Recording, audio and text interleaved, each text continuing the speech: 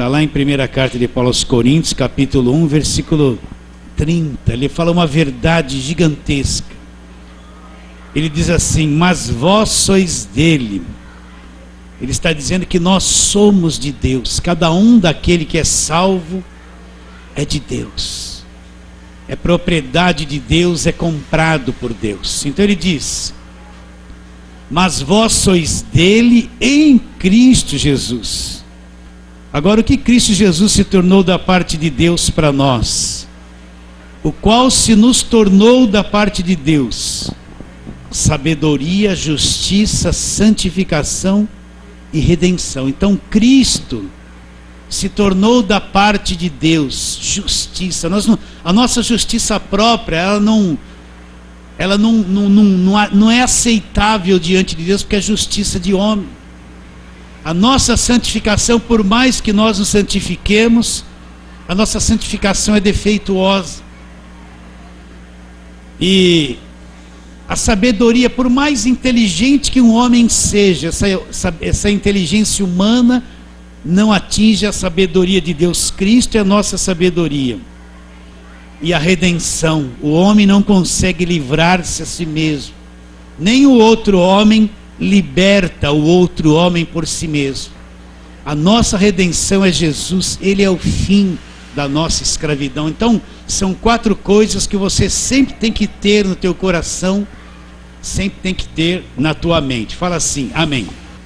Mas vamos à palavra de hoje, Colossenses. Nós estamos naquela série de pregação da carta de Paulo aos Colossenses. Estamos no capítulo 2 e vamos fazer uma boa leitura do versículo 8 até o versículo 15. Colossenses 2, 8 a 15. Vou começar a leitura.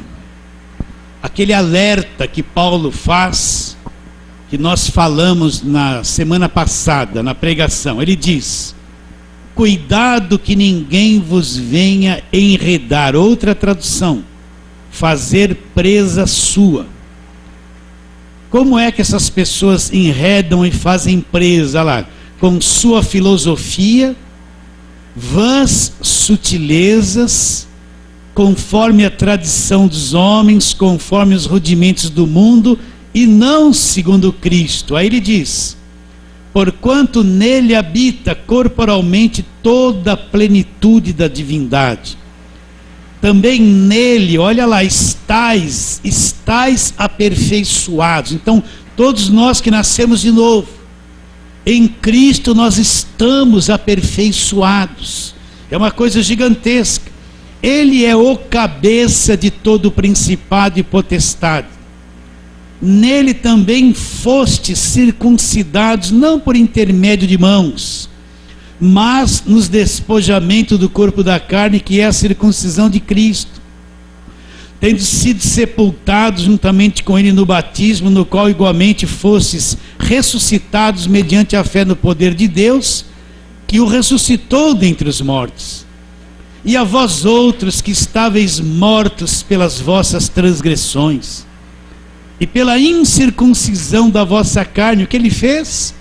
Vos deu vida, já nos deu vida, juntamente com ele, com Cristo, perdoando todos os nossos pecados, e tendo cancelado o escrito de dívida, que era contra nós, que constava de ordenanças, o qual nos era prejudicial, removeu inteiramente, encravando-o na cruz, e despojando os principados e potestades, publicamente os expôs ao desprezo, triunfando deles na cruz. Vamos orar. Senhor, estamos diante da tua palavra, que é a verdade.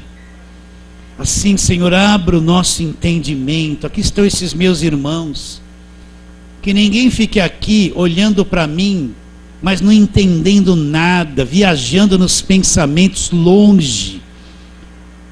Que a carne não vença, nos cansando, nos impedindo de ouvir a tua palavra, e muito menos, eu já li, já estudei, já ouvi sobre isso, esse pensamento, porque a tua palavra é viva, ela se renova todo dia, ela é viva, eficaz, ela produz um resultado. Assim, abra o nosso entendimento, Senhor. Queremos ter revelação no Espírito da Tua Palavra. Oramos pela fé, crendo em nome de Jesus. Fala assim, amém. Então, a mesma pergunta: por que Paulo escreveu esta carta aos Colossenses, né? Já falei muito sobre asceticismo, gnosticismo e misticismo. Mas o ponto principal é que eles perderam de vista a obra de Cristo na cruz e se abriram para outras coisas e perderam o ponto principal da fé cristã. Qual é o ponto principal da fé cristã? É a fé na pessoa de Jesus Cristo e naquilo que Cristo fez por nós. Então Cristo, ele é suficiente, o Salvador suficiente. Significa o que essa palavra suficiência? Que nada mais precisa ser acrescentado, tudo que o homem precisa vem dele, toda a libertação que o homem precisa vem da pessoa de Jesus Cristo, toda a salvação que o homem precisa vem da pessoa de Jesus Cristo, o novo nascimento que o homem precisa vem da pessoa do Senhor Jesus Cristo. Tudo vem dele, não tem nenhuma outra coisa que acrescenta alguma coisa na vida do homem a não ser a pessoa de Jesus Cristo. Por isso que Paulo fala que Cristo é tudo em todos. Então não existe outra porta, não existe outra fonte para nós bebermos. Não é o nome de uma igreja, não é o nome de um apóstolo. Nenhuma igreja pode afirmar que só lá ela é verdadeira e o resto não é. Ninguém. Nada disso, isso é tudo coisa de homem. Cristo é a única porta, é o único caminho, é a única fonte que mata a nossa sede, é o nosso Redentor, dele vem tudo que o homem precisa. Então, se eu perder esse ponto principal de vista e crer em outras coisas, eu perdi o foco. A minha fé é uma fé enganada, desviada da verdade. Então Paulo escreve esta carta porque aconteceu isso com a igreja dos Colossenses. E domingo passado nós falamos o quê? O alerta que Paulo deu no versículo 8 do capítulo 2. Ele fala: cuidado que ninguém vos venha enredar. Ele fala que nós temos que ter muito cuidado para não ser presa de pessoas, não cair na rede como um peixe e ficar enredado, aprisionado, né? O peixe não vai para trás e nem para frente, ele entrou na rede, ele está preso. Então Paulo fala: cuidado que ninguém vos venha enredar, por você numa rede religiosa. E qual o que essas pessoas usam? Ele fala: filosofias, sutilezas vãs, tradição dos homens conforme os rudimentos do mundo. Aí ele fala: não segundo Cristo. Então ele fala: cuidado, para você não ser preso por pessoas religiosas, não ser preso na religião, não cair numa rede religiosa que você fica aprisionado até o ponto que você não vai para frente e não vai para trás. Cuidado com as tradições dos homens. O que é uma tradição? É uma prática que vive há anos na igreja, porém ela não tem nada a ver com a palavra de Deus. É um costume que as pessoas ou a igreja tem. Cuidado com as tradições. Você pode ficar preso em tudo isso e não segundo Cristo. E aí depois ele fala que nele, no versículo 9, nele, em Cristo, habita corporalmente toda a plenitude da divindade. Então ele fala que Cristo é o Deus pleno, é Deus.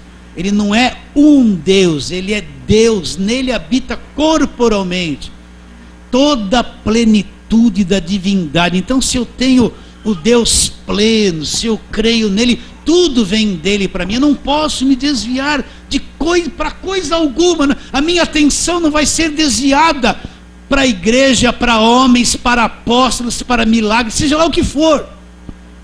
Eu estou olhando para ele firmemente, agarrado nele, envolvido nele, crendo nele, e tudo para mim vem dele, não tem outra fonte. Porque nele habita corporalmente o quê? toda a plenitude da divindade, até que nós chegamos nesse versículo 14 e 15, que você sabe bem, mas as pessoas que estão nos vendo pela internet, elas não sabem disso.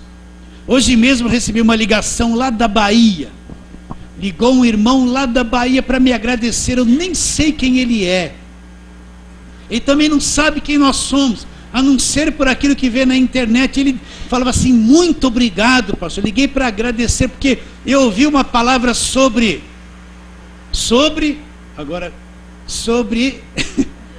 e agora? Esqueci.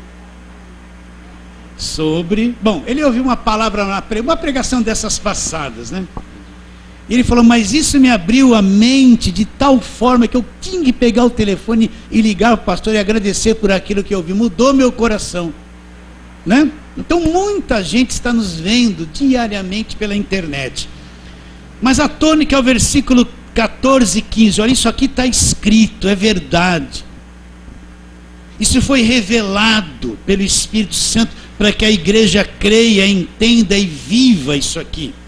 Onde ele fala: tendo cancelado o escrito de dívida, que era contra nós, que constava de ordenança, que nos era prejudicial, ele removeu inteiramente esse escrito de dívida, encravando aonde? Na cruz. Então, isso que é uma coisa que nós que cremos em Jesus precisamos entender claramente.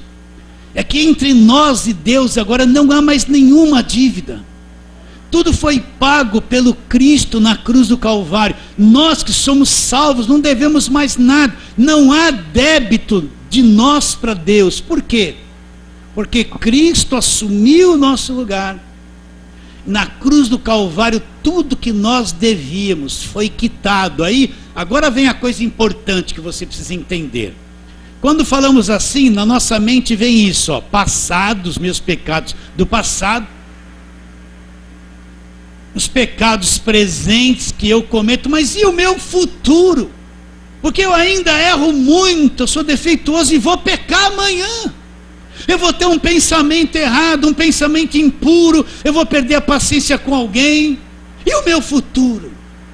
Então, a morte de Cristo na cruz, os pecados que ele levou foi por toda a nossa existência, passado, presente. Deus sabe que no futuro ainda eu vou pecar.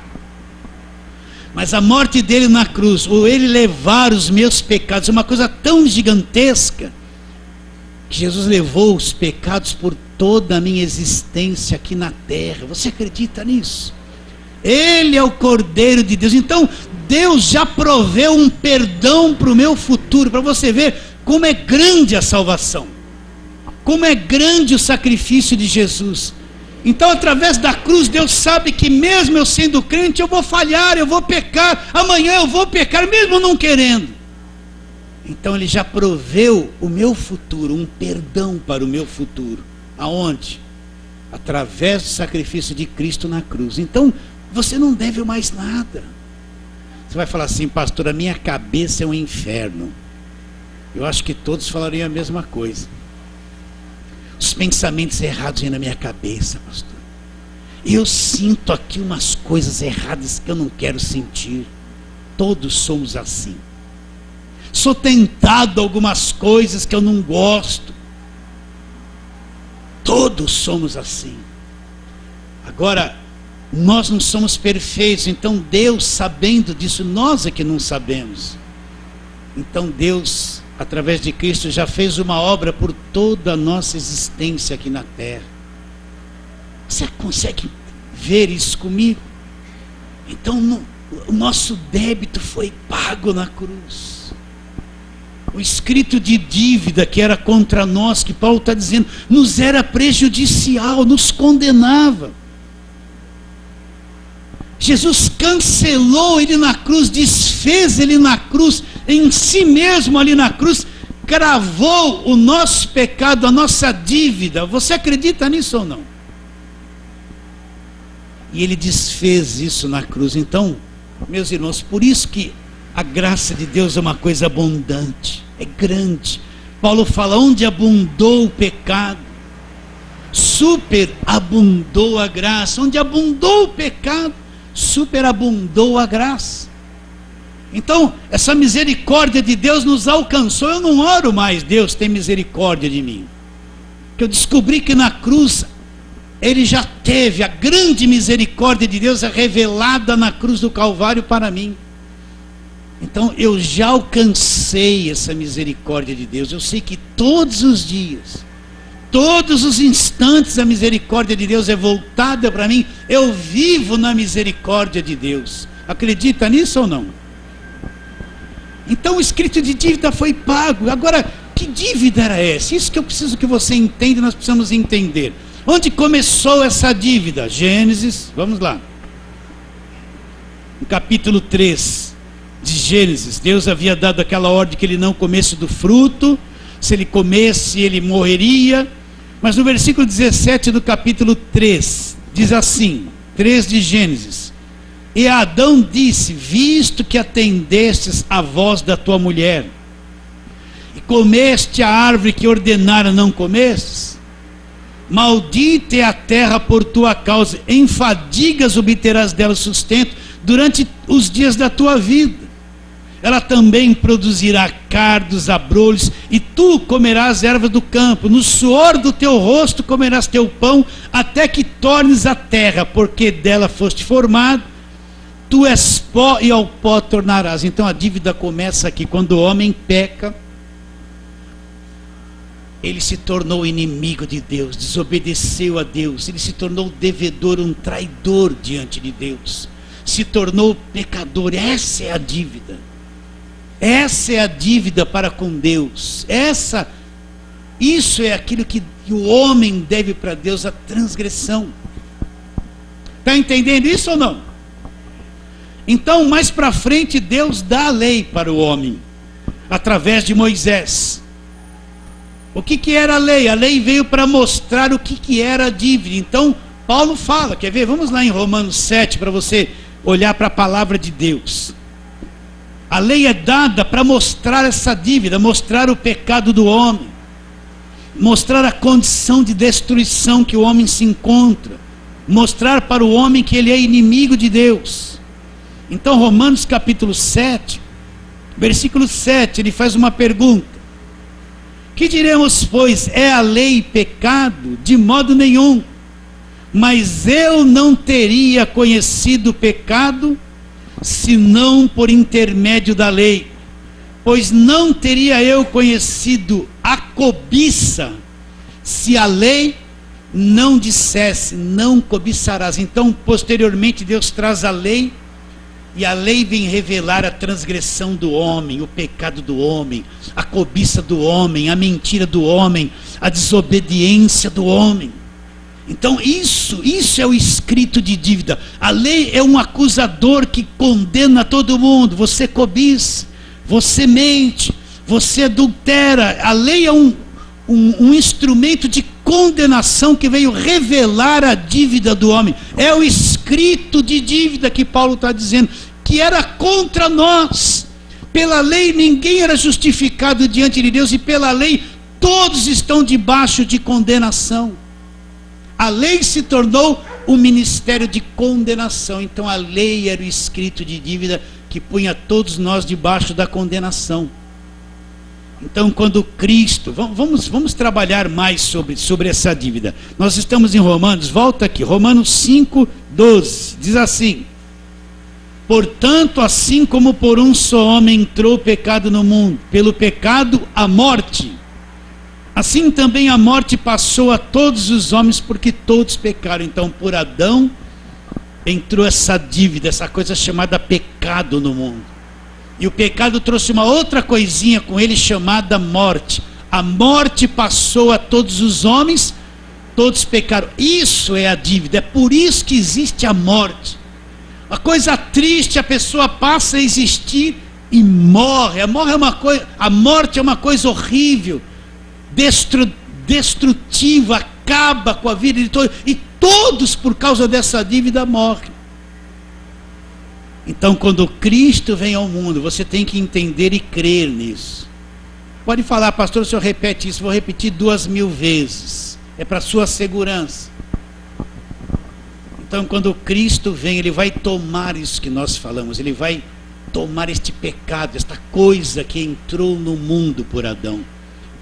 Ele vai tomar esse escrito de dívida que a lei mostrou que o homem tinha. E quando Ele vai para a cruz do Calvário, Ele vai quitar essa dívida, Ele vai cravar essa dívida lá. Ele vai desfazer essa dívida na cruz do Calvário. Por isso que João Batista disse, abra lá em João capítulo 1, né? Vamos discorrer isso bem rápido, para que você entenda. Quando João Batista viu Jesus, ele falou uma coisa interessante, você já aprendeu isso aqui e bem.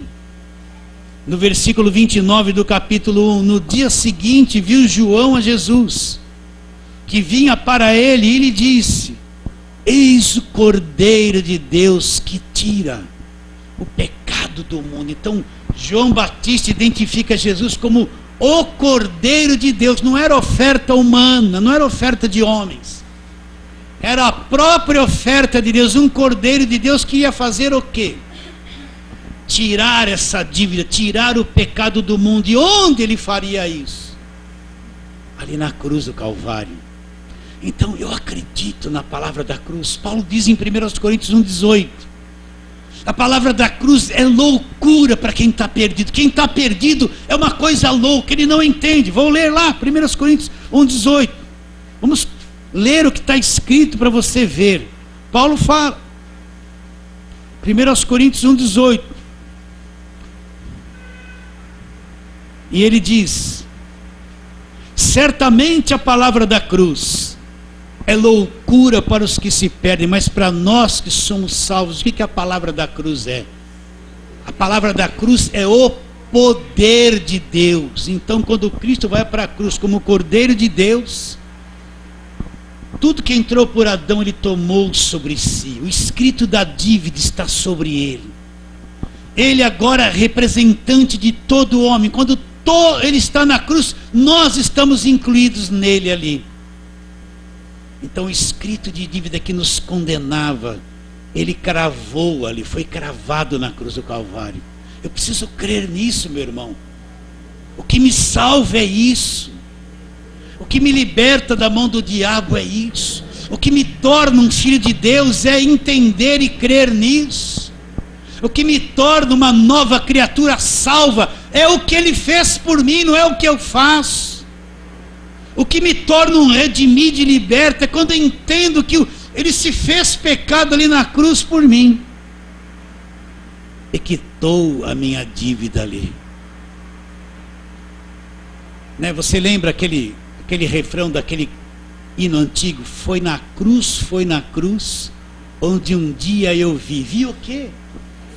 Meus pecados castigados em Jesus. Aí ele conta: foi ali pela fé que os meus olhos abriram, os olhos abriram, e agora eu me alegro na sua luz.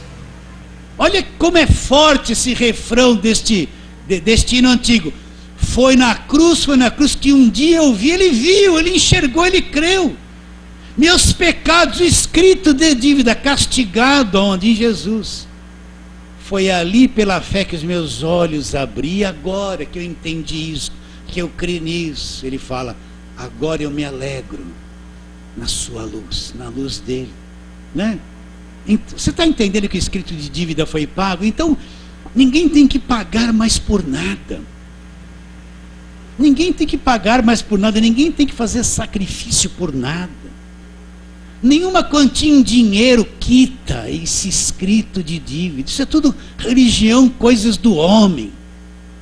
Ninguém tem que pagar preço por nada, se sacrificar por nada, porque se eu tenho que praticar isso, eu anulo o sacrifício da cruz. E tem um monte de gente levando a igreja, levando as pessoas a praticar coisas em nome de uma fé que anula o que Cristo fez na cruz. Sabia disso? Estão anulando a cruz de Cristo por muitas práticas destas. Então o Cordeiro de Deus que tira o pecado do mundo. Vamos lá, volta em Romanos 8:3. onde ele diz: porquanto que for impossível a lei, no que estava enferma pela carne, isto fez Deus enviando seu próprio Filho, em semelhança de carne pecaminosa no tocante ao pecado, e com efeito, olha lá, condenou Deus na carne de quem? Do Senhor Jesus. Condenou o quê? Condenou o pecado. Então, essa coisa chamada pecado foi condenada em Cristo Jesus.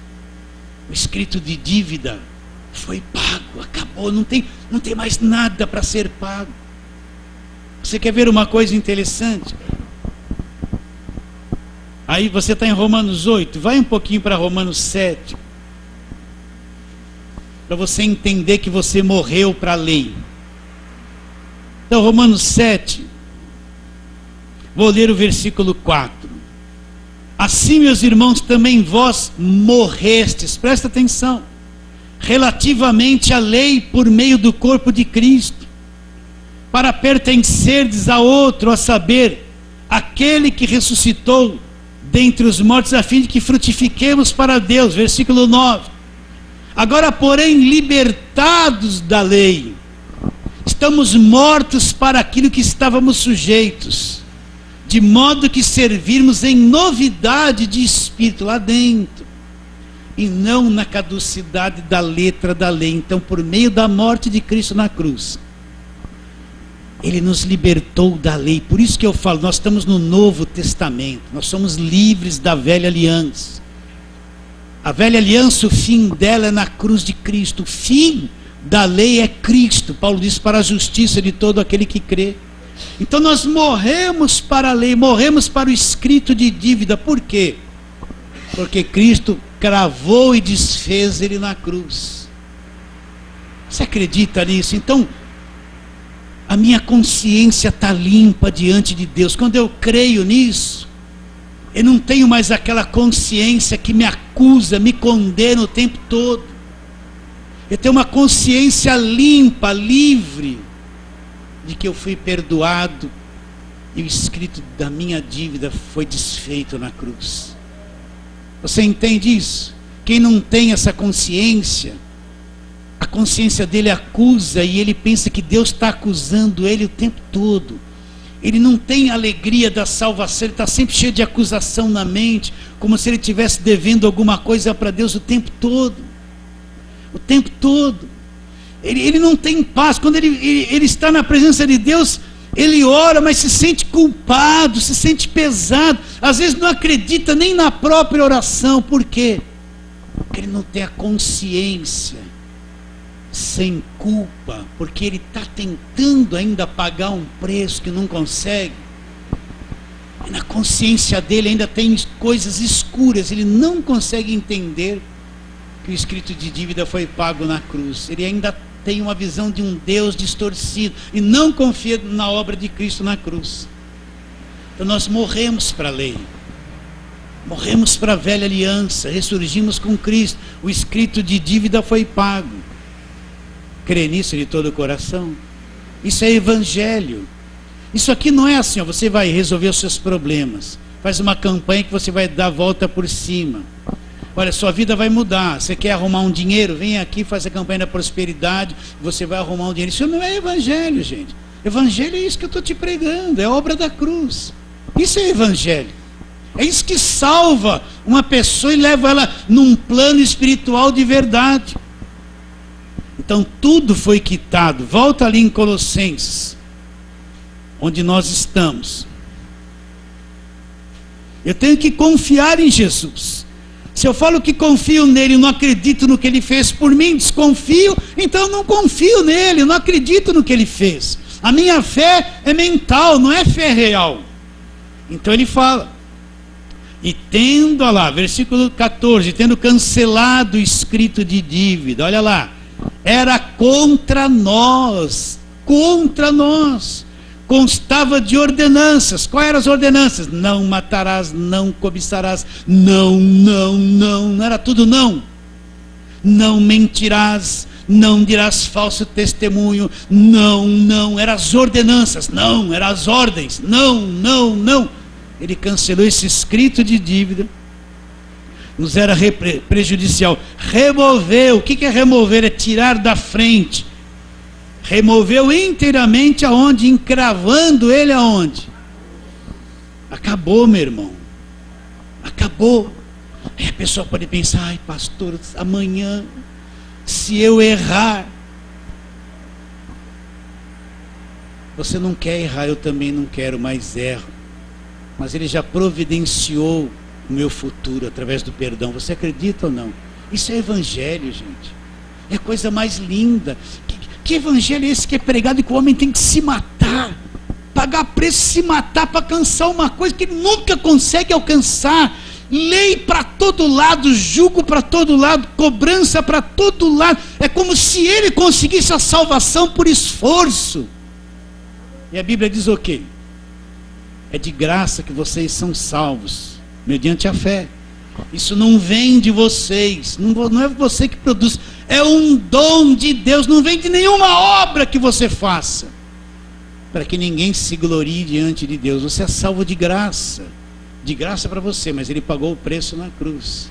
Entende isso ou não? Então imagine uma igreja debaixo de jugo, é cajado, é bronco o tempo todo, é cobrança o tempo todo, é condenação em cima do povo o tempo todo, é cobrança. Você não fez isso, você está devendo, o que você está fazendo para Deus? O que? As pessoas saem de lá atormentadas, perturbadas, porque elas nunca conseguem pagar o que elas estão devendo, mas elas não sabem que Cristo já pagou por elas na cruz.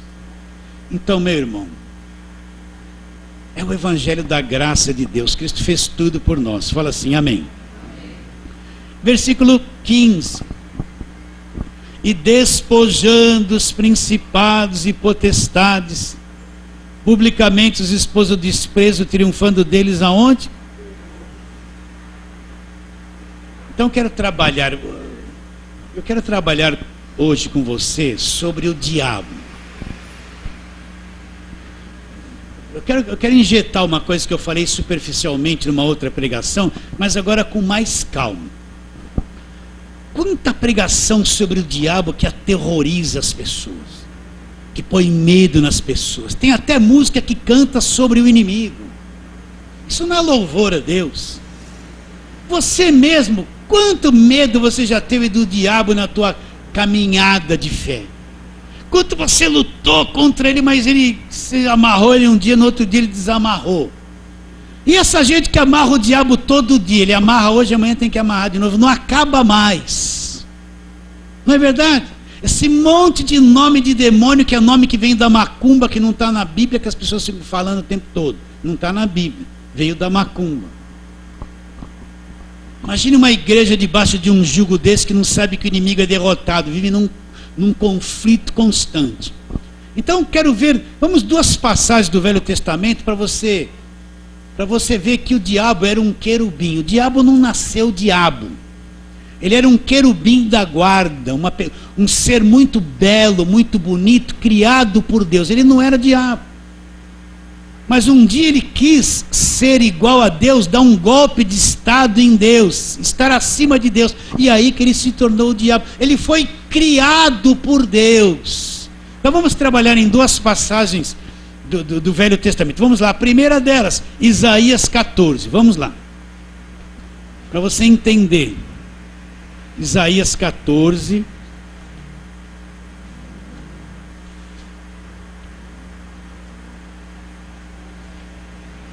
olha, isso é confiável que eu vou falar para você, que eu vou ler para você. É uma coisa confiável. Talvez nunca ninguém tenha te pregado isso aqui que eu vou falar para você. Olha lá, versículo 12, Isaías 14, 12. Como caíste do céu, ó estrela da manhã, filho da alva? Como foste lançado por terra, tu que debilitavas as nações? Tu dizias em teu coração, é por isso que ele se tornou o diabo. Olha aqui, ó. Eu subirei ao céu acima das estrelas de Deus, exaltarei o meu trono e no monte da congregação me assentarei, nas extremidades do norte. Subirei acima das mais altas nuvens e serei semelhante ao Altíssimo. Então uma criatura querendo ser igual ao Criador, sentar acima das nuvens mais altas e ser semelhante ao Altíssimo. Então ele quis se igualar a Deus.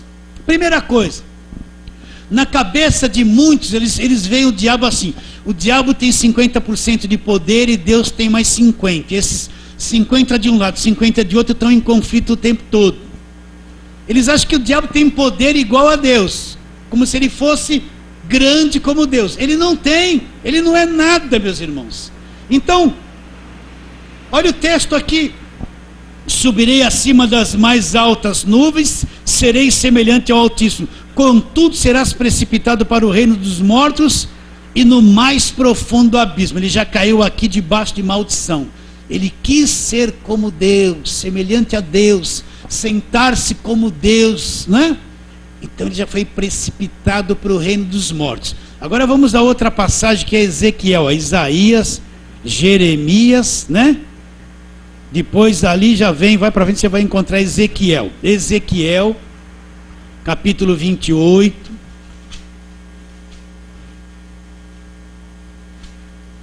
Ezequiel 28, vamos ler aqui, 11 em diante. Isso tem que ficar bem claro na tua mente. Ezequiel 28, 11. Veio a mim a palavra do Senhor dizendo: Filho do homem, levanta uma lamentação contra o rei de Tiro e diz-lhe: assim diz o Senhor Deus, tu és o sinete da perfeição, cheio de sabedoria e formosura. Está falando a respeito do diabo. Sinete da perfeição, ele tinha sabedoria, ele era muito bonito. As pessoas pensam que o diabo é esse monte de imagem vermelha, com rabinho, com essas coisas. Mas a Bíblia diz que era um ser muito bonito mesmo, cheio de sabedoria e de beleza, né?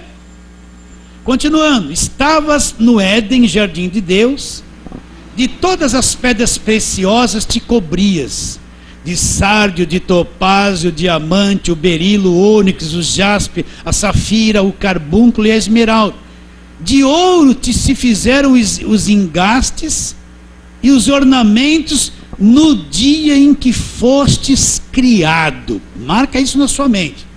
Então o diabo é criatura, ser criado por Deus. É isso que você tem que entender. Tu eras querubim da guarda, ungido, e te estabeleci. Permanecias no monte santo de Deus e no brilho das pedras andavas. Perfeito eras nos teus caminhos, desde o dia em que foste criado, até que se achou iniquidade em ti. Versículo 17: elevou-se o teu coração por causa da sua formosura, corrompeste a tua sabedoria por causa do teu resplendor, lancei-te por terra, diante dos reis te pus para que te contemple. Até aí. Então ele era um querubim da guarda, andava no meio de pedras preciosas, tinha brilho, mas um dia foi achado iniquidade nele. Aí é que ele se tornou o diabo. Então ele foi criado. Quem criou a mente desse querubim da guarda? Foi Deus. Quem criou a mente do homem? Foi Deus. Deus conhece toda a genética, a estrutura. Ele conhece a mente da sua criatura. Então, se ele era um querubim criado, quem criou a mente dele? A mente dele foi Deus que criou. Como é que ele pode ter mais inteligência que Deus ou surpreender Deus em alguma coisa, se o próprio Deus criou a mente desse querubim? Vocês estão entendendo ou não? O que o diabo vai armar que Deus não saiba e não conheça? Se ele sabe como funciona a mente dele, que estratégia ele vai ter que Deus não saiba e não conheça e não veja? Nenhuma, meus irmãos. O diabo é criatura, não tem 50% do poder, não tem nada. Acredita nisso? É o que está escrito aqui. Agora, tem pregação que aterroriza as pessoas. Olha o demônio na tua casa. casa, demônio no marido, demônio no filho, cuidado com a macumba, vem aqui na corrente da sexta-feira de libertação para tirar toda a mandinga da tua vida. É tudo crente com medo dessas coisas. Olho gordo, inveja, feitiçaria, macumbaria, mal olhado. Espera um pouquinho, eu sou de Deus. Deus criou a mente desse querubim, e ainda ele caiu debaixo de maldição e se tornou o diabo. Quem ele é?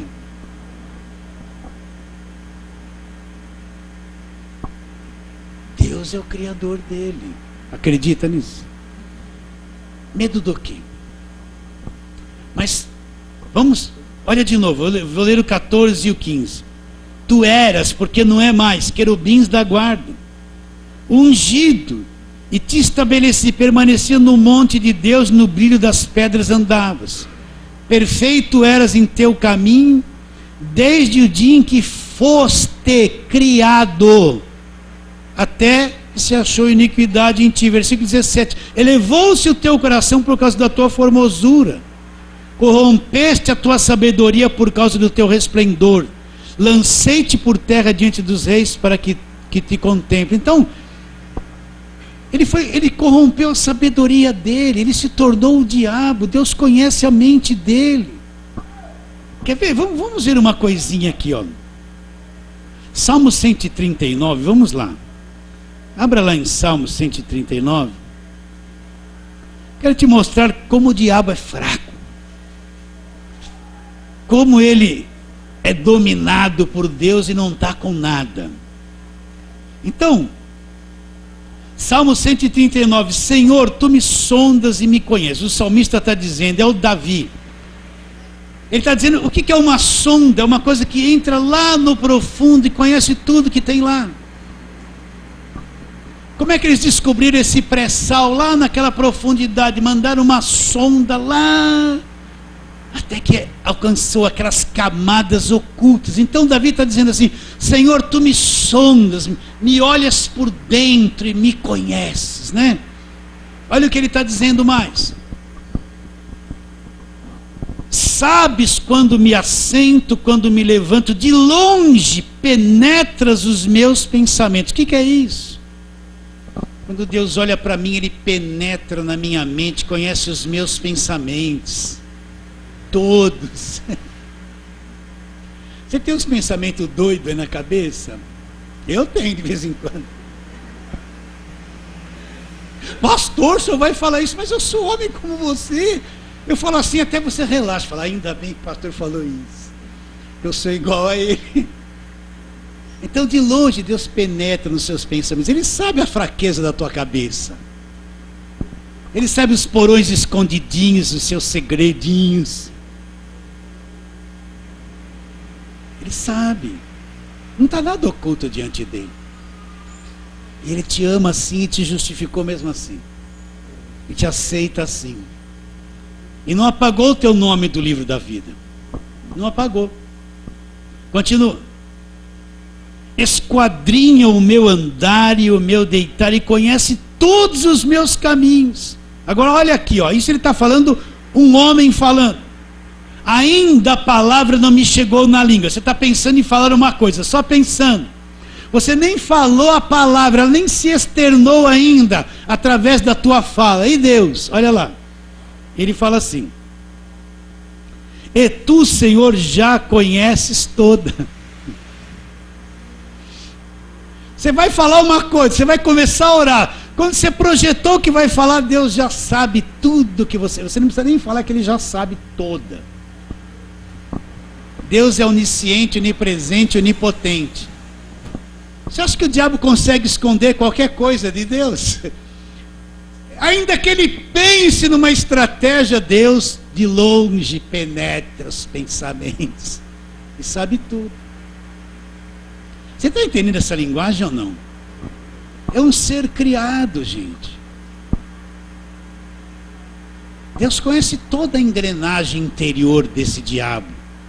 Os demônios, que é uma terça parte dos anjos que o dragão trouxe na cauda, que está lá escrito em 12 de Apocalipse. Deus conhece todos. A coisa mais fácil é Jesus Cristo vencer o diabo e destruir o diabo. Deus conhece a mente dele. Se o salmista podia dizer, a palavra não me saiu na boca, o Senhor já sabe que eu vou falar. A mesma coisa é para todo ser criado de Deus. Deus conhece a mente de todos. Ele fez a mente deles. Não tem nada oculto diante de Deus. Olha como Deus é grande. Agora, se eu não entender esse arroz com feijão, não exercitar meu coração para crer e entender, eu sou uma pessoa travada, uma fé distorcida, amedrontada. Eu estou acuado, escondido num monte de pavores da minha cabeça. Desconheço a verdade, vivo uma batalha espiritual, é mais imaginária do que real. Está cheio de gente batalhando contra o diabo, para ele é real, mas não passa de imaginação. Ele foi além, é imaginária, de tanto que a mente dele foi bombardeada por não conhecer a verdade. Por isso que ele crê que sal grosso liberta, ele crê que óleo liberta, ele vai atrás de oração forte, porque a cabeça dele é isso. Ele não entrou na liberdade de Deus, do Evangelho, não entrou. Você crê nisso de todo o coração? Então pare de falar, o inimigo, porque o inimigo, porque o inimigo. Fala Deus, porque Deus, porque Deus, porque Deus. Pastor, mas eu tenho uma irmã, pastor. Ela não é crente, ela não nasceu de novo. Aí é outra coisa, isso é para crente que eu estou falando, nascido de novo.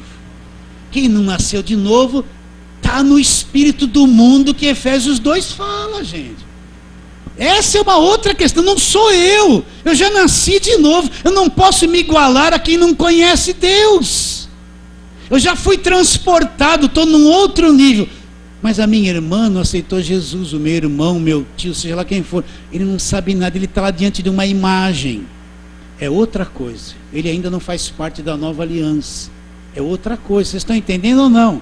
Pastor, eu tenho um primo que é pai de santo, é outra coisa. Ele está na mão do diabo, ele nem sabe, ele acha que aquilo lá que se incorpora é para bem. Não é isso? Ele nem sabe. Mas nós que somos salvos, nós temos esse entendimento, essa sabedoria, essa visão de Deus. Então nós temos que andar nessa segurança. Ser salvo é andar em segurança. Está claro isso na tua mente ou não? Agora, pastor, como eu vou viver isso? Eu sei que a nossa mente foi viciada a ter medo. Nossa mente foi viciada a ter medo disso. Quando a gente começa na vida de fé, se a gente cai numa igreja que só fala do diabo, a nossa cabeça vai ficar viciada em ter medo do diabo. Você vai ver o diabo em tudo. Se lá no meio do grão de arroz aparecer uma coisinha preta, ó, é uma contaminação do diabo. Você vai falar até isso. Então solta a cabeça agora. Esse querubim foi criado por Deus, a mente dele foi criada por Deus. Ele se tornou o diabo e Deus conhece todos os pensamentos dele. E conhece os teus e te salvou e te guarda pelo poder dele. Acredita nisso ou não? Mas de todo o coração. Então se furou o pneu do carro, fura, gente. Não é o diabo, tranca a rua lá que estava na esquina e furou o pneu. Mas na cabeça de muitos é. Você entendeu o que eu estou dizendo ou não? As crianças, elas são as viborazinhas, são todas pecadoras, são uma bênção, né? E elas têm um comportamento difícil, gente. Quantas vezes eu vi as mães chegar na cabeça da criança, sai demônio disso, sai demônio daquilo, que achava que aquele comportamento de querer desobedecer, gritar, correr na igreja era demônio. Vai ficar tudo doido essas crianças. E tanto que a mãe põe a mão na cabeça que isso são demônios, é a natureza dela. Aquela esposa, eu falo assim porque vai para a internet, o marido não conhece nada de Deus, nem quer saber de crente, ela vai e se converte. Eu vou falar assim para ela, teu marido tem um demônio. Aí quando ele vem bravo, fala, mulher, você está indo para a igreja, ela vai falar assim, está amarrado, sai demônio. Vai acabar com o casamento, porque ele não entende nada. Ela vai falar, minha mulher era melhor quando não ia na igreja. Quando ela não ia na igreja, ela não ficava, tá amarrado, sai demônio de mim. Agora qualquer coisa está amarrado, sai demônio, eu virei o diabo, ele não vai entender. Vai largar ela. Aí vai falar, tá vendo, o diabo destruiu a sua vida. Não, não foi o diabo não. Foi ela e aquilo que puseram na cabeça dela. Foi a igreja. Às vezes a igreja destrói a vida de muitas pessoas. Às vezes doutrinas destroem a vida de muitas pessoas, desfazem casamento. Sabia disso? Ih, meu Deus, eu vou correr nisso uns 10 minutos, é isso que tem que falar. A Bíblia diz assim, mulheres, sejam em tudo submissas aos seus próprios maridos, sim ou não? A parte mais difícil, o marido ame a sua mulher como Cristo amou a igreja. Aí a mulher vai para uma igreja e vão dar um cargo para ela lá. Você vai ser obreira, isso e aquilo e tal. O marido não vai entender isso. Aí a mulher começa a ficar na igreja, segunda, terça, quarta, quinta, o marido chega em casa, não tem mais janta, não tem mais isso, não tem mais aquilo. A mulher ficava com ele à tarde, não ficava mais, porque reunião disso, reunião daquilo, reunião daquilo. Aí começa um conflito no casamento. E a liderança fala para ela, não, Deus que te deu esse ministério, hein? Você tem que ficar firme. É o diabo que está na vida dele que quer acabar com o teu ministério. Como Deus vai dar um ministério que não tem nada a ver com a vida do marido?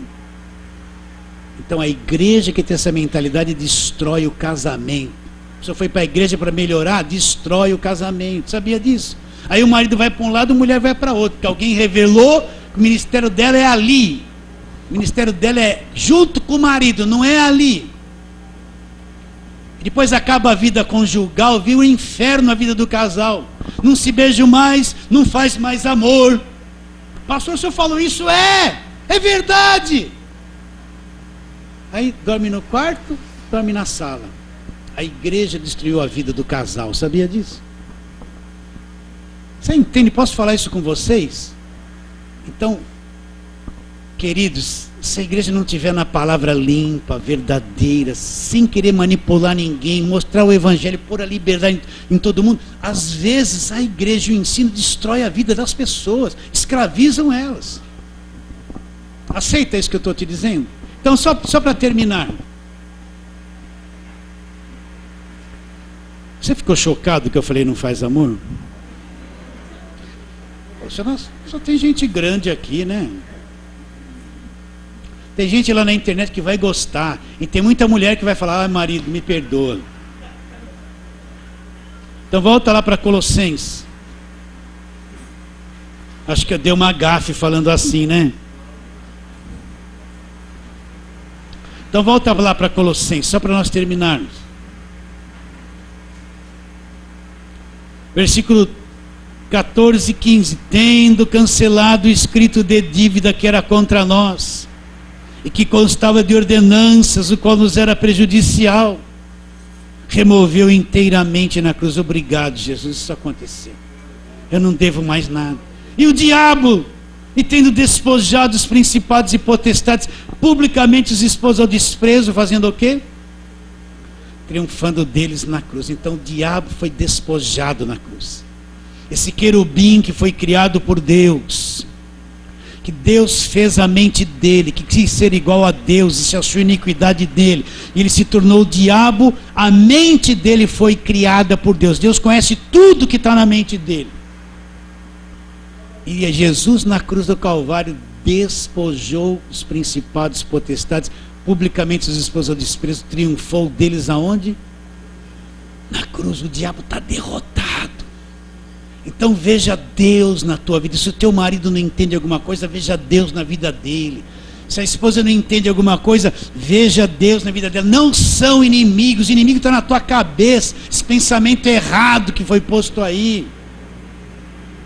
Se o filho não quer obedecer, não veja o diabo. Veja Deus na vida dele, mesmo na desobediência. Veja Deus. Aí vem aquela irmãzinha, tem um demônio na vida dele. Aí você fala assim, o demônio está nos teus olhos. Víbora, fala isso para ela. Está nos teus olhos. Pensa que esse cabelo comprido é alguma coisa, está nos teus olhos, na tua língua. Fala isso para ela. Víbora, fala isso. Veja Deus na tua casa. Deus, veja Deus em tudo. Veja Deus, onde você vai, veja Deus. porque Deus está na tua vida. Aceita essa palavra, queridos? Então vamos ficar em pé e vamos orar, né?